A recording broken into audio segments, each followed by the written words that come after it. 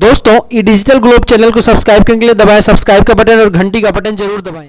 Outsource कर्मियों के लिए आई एक बहुत बड़ी खबर। सुप्रीम कोर्ट का निर्णय, नियमित काम करने वाले आउटसोर्स कर्मचारी को अनुभव अंक देने से इनकार नहीं किया जा सकता, भले ही वह स्वीकृत पद पर हों या ना हो। दोस्तों आइए इस वीडियो में बताते हैं किस तरीके से आउटसोर्स कर्मचारियों के लिए एक बहुत बड़ी खबर निकल के सामने आ रही है। और इतना ही नहीं, आउटसोर्स कर्मियों को किस तरीके से सरकारी, अस्थायी या परमानेंट किया जा सकता है, इस चीज़ को भी लेकर सुप्रीम कोर्ट ने एक अहम फैसला लिया है। तो निवेदन करता हूं, अगर आप चैनल पर नए हैं तो वीडियो को लाइक करेंगे, चैनल को ज़रूर सब्सक्राइब करेंगे ताकि लेटेस्ट अपडेट सबसे पहले और सबसे तेज़ आपको देखने को मिलती रहे। तो आइए इस वीडियो को शुरू करते हैं। सुप्रीम कोर्ट ने कहा कि केवल इसीलिए अनुभव अंक देने से इनकार नहीं किया जा सकता कि उम्मीदवार ने आउटसोर्स मैन पावर के रूप में काम किया। यदि उम्मीदवार ने स्वीकृत पद से अनुरूप काम किया तो वह अंक पाने का पात्र है, भले उम्मीदवार स्वीकृत पद पर नियुक्त ना हुआ हो। इस प्रकार प्रथम, प्रतिवादी को केवल इसलिए अनुभव अंक देने से इनकार नहीं किया जा सकता कि आउटसोर्स मैन पावर के रूप में नियुक्ति के समय वह स्वीकृत पद पर नियुक्त नहीं थी या था। जस्टिस दीपांकर दत्ता और जस्टिस आर महादेवन की खंडपीठ ने चौधरी चरण सिंह, हरियाणा कृषि यूनिवर्सिटी हिसार, अपीलकर्ता द्वारा विभिन्न ग्रुप सी गैर शिक्षण पदों पर सीधी भर्ती के लिए प्रतिवादी आउटसोर्सिंग आधार पर नियुक्ति के अनुभव अंकों पर विचार करने के हाईकोर्ट के निर्देश के खिलाफ दायर अपील पर सुनवाई की है। क्योंकि उसने स्वीकृति पद के लिए आवश्यक समान काम किए हैं, तो अब ये सी बात है समान वेतन की भी मांग करेंगे। ग्रुप सी पदों के लिए विज्ञापन में समान या उच्चतर स्तर पर प्रतिवर्ष 0.5 अंक दिए गए, जिसकी अधिकतम सीमा 5 अंक थी।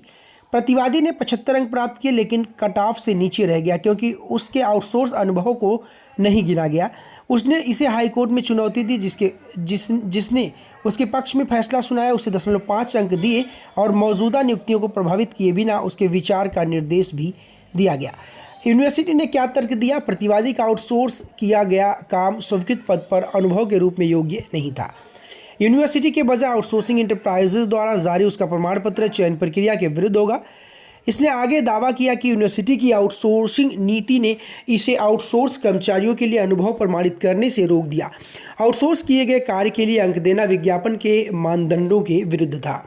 आगे हम लोग देखते हैं किस तरीके से इसके विपरीत प्रतिवादी ने यह भी तर्क दिया कि उसका काम नियमित कर्मचारियों द्वारा किए गए काम के बराबर था। अनुभव मानदंड स्पष्ट रूप से स्वीकृत पद पर कार्य को अनिवार्य नहीं करता है। उसने तर्क दिया कि उसे अंक देने से मना करना मनमानी थी और उसने संवैधानिक अधिकारियों का उल्लंघन किया। न्यायालय का क्या अवलोकन है, इस चीज़ को भी हम लोग जानते हैं। यूनिवर्सिटी का तर्क खारिज करते हुए जस्टिस दत्ता द्वारा लिखित निर्णय में कहा गया कि विज्ञापित पद पर नियुक्ति के लिए उसके आवेदन पर विचार करते समय प्रतिवादी यानी आउटसोर्स कर्मचारी के रूप में द्वारा नियमित कार्य के कर्तव्यों का पालन करते हुए प्राप्त अनुभव अंकों पर विचार किया जाएगा। न्यायालय ने यह भी तर्क दिया कि प्रतिवादी ने आउटसोर्स कर्मचारी के रूप में अपनी सेवाएं दी थीं, तब कोई स्वीकृत पद अस्तित्व में नहीं था, इसलिए विज्ञापित पद के लिए भी नियमित या स्वीकृत पद पर काम करने की अपेक्षा नहीं की जा सकती। न्यायालय ने निर्णय के रूप में एक प्रश्न भी तैयार किया है। इस मामले में हमारा विचारणीय बिंदु यह था कि क्या विषय विज्ञापन में संज्ञा पद का अर्थ हमेशा स्वीकृत पद होगा? क्या कोई उम्मीदवार अनुभव के लिए अंक पाने का पात्र नहीं होगा यदि उसने नियमित या स्वीकृत पद पर काम नहीं किया हो? विज्ञापन में अनुभव खंड कुछ इस प्रकार होता है। अनुभव हरियाणा सरकार के किसी भी विभाग या बोर्ड, निगम, कंपनी, संवैधानिक निकाय, आयोग, प्राधिकरण में समान या उच्चतर पद पर अधिकतम 10 वर्षों में से 6 महीने से अधिक के प्रत्येक वर्ष या उसके भाग के लिए आधा 0.5 अंक, 6 महीने से कम अवधि के लिए कोई अंक नहीं दिए जाएंगे, अधिकतम 5 अंक। विज्ञापन में अनुभव खंड को देखते हुए न्यायालय ने व्याख्या की कि खंड में स्वीकृत कार्य गायब था और ना तो आउटसोर्सिंग नीति और ना ही विज्ञापन में पद शब्द को परिभाषित किया गया, जिससे स्पष्ट होता है कि अनुभव के लिए अंक प्राप्त करने के लिए एक आकांक्षी को दस्तावेजों के साथ यह साबित करना होगा कि उसे उसी या उच्चतर पद द्वारा अपेक्षित प्रकृति के कार्य करने के लिए नियोजित किया गया है। आउटसोर्स कर्मचारियों को लेकर आइए देखते हैं आखिर सुप्रीम कोर्ट ने क्या कहा है। सुप्रीम कोर्ट ने कहा, अनुभव से संबंधित शब्दों को शाब्दिक रूप से पढ़ने और यह पुष्टि होती है कि हरियाणा सरकार के सूचीबद्ध विभागों में काम करते हुए प्राप्त अनुभव के लिए उम्मीदवार द्वारा अंक प्राप्त किए जा सकते हैं। हालांकि समान या उच्चतर पद का उल्लेख करते समय उपसर्ग के रूप में स्वीकृत शब्द की अनुपस्थिति स्पष्ट है। इसके अतिरिक्त ना तो आउटसोर्सिंग नीति और ना ही विज्ञापन में पद शब्द को परिभाषित किया गया था। इसके अनुसार अनुभव के लिए अंक प्राप्त करने के लिए उम्मीदवार को दस्तावेजों के साथ यह साबित करना होगा कि उसे उसी या उच्चतर पद के लिए आवश्यक प्रकृति के कार्य करने के लिए नियुक्त किया गया। महत्वपूर्ण बात यह है कि यह नहीं दिखाया गया कि भर्ती नियम या विज्ञापन विशेष से अनुबंधित या आउटसोर्सिंग रोजगार से प्राप्त अनुभव के लिए अंक प्राप्त करने से उम्मीदवारों को रोकते हैं। साथ ही अदालत ने आउटसोर्सिंग उद्यमियों द्वारा जारी अनुभव प्रमाण पत्र को मान्य किया, क्योंकि यह यूनिवर्सिटी के विभागाध्यक्ष द्वारा प्रतिहस्ताक्षरित था। अदालत ने भर्ती विज्ञापन को गलत ठहराया, क्योंकि इसमें पद शब्द के अर्थ का स्पष्ट कोई मतलब लिखा नहीं था, अभाव था। न्यायालय ने कहा कि ऐसे व्यक्ति को इस आधार पर बाहर करना न्याय की विफलता होगी कि उसने स्वीकृत पद पर काम नहीं किया है। न्यायालय ने यही टिप्पणी की है, और इस टिप्पणी को मैं आपको बताऊं, अगर आप एक संविदा कर्मी हैं, आउटसोर्स कर्मी उत्तर प्रदेश, बिहार, झारखंड या फिर आप किसी भी राज्य के क्यों ना निवासी हों, हरियाणा ही क्यों ना हो या उत्तर भारत से दक्षिण भारत तक कोई राज्य क्यों ना हो, वहाँ पर सुप्रीम कोर्ट द्वारा दिए गए आउटसोर्स और संविदा कर्मचारियों पर टिप्पणी सबसे महत्वपूर्ण होती है।